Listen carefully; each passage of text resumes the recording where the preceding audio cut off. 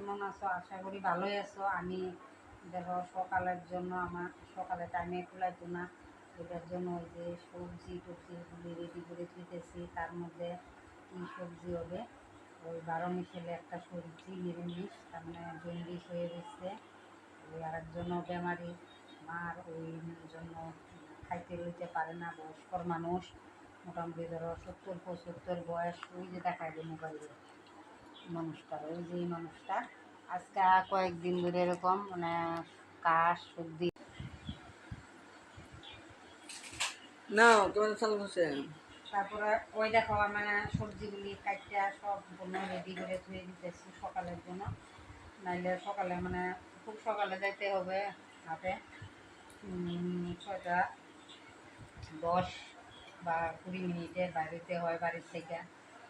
এখন এই যে সবজিগুলো কাটতে রেডি করে খেয়ে দিতেছি, নাহলে টাইম পাওয়া যাবে না। সকালে তো সকালে উঠিয়া বাসি কাজ সাথে সাথে সকালে উঠিয়া প্রথম ঘর ঝাড়ু দিই, তারপরে সূর্য উঠলে তো আর গোবর ছড়া দেওয়া যায় না।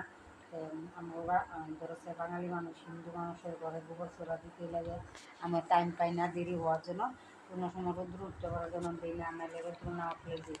সকালে উঠতে বাসি কাজ করি, বাসি ঘর শুরি, ধান ঝাড়ু দিই, তারপরে চা বানাই।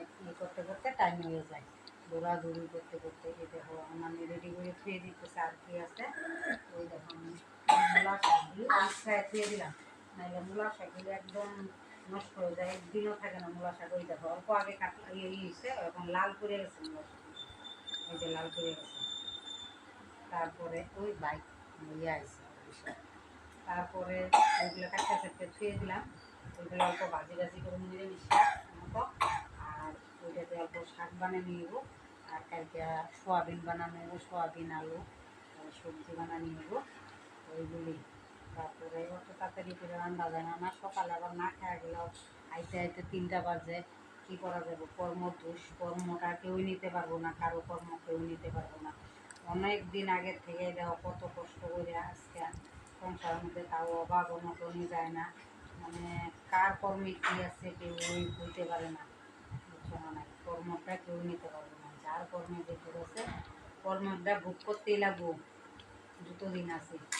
এই যে সারাদিনের মধ্যে টাইমই পাই নাই। মানে সকালে দোকানে গেলাম, সকালে উঠলাম, সব কাজ করলাম, পূজা বারমান দিলাম, দিয়ে রান্না বাড়া করিয়া হয়ে গেলাম আমার। তারপরে রান্না বাড়া করিয়া আবার গেলাম, দেওয়ার পরে এক সাইডে ছেলে দোকান দিচ্ছে, এক সাইডে আমি গেলাম। মানে ওই দোকানটা আমাদের বেচা কিনা একদম কম, আমরা বসা দোকানটা করে ওরে কইছি তুই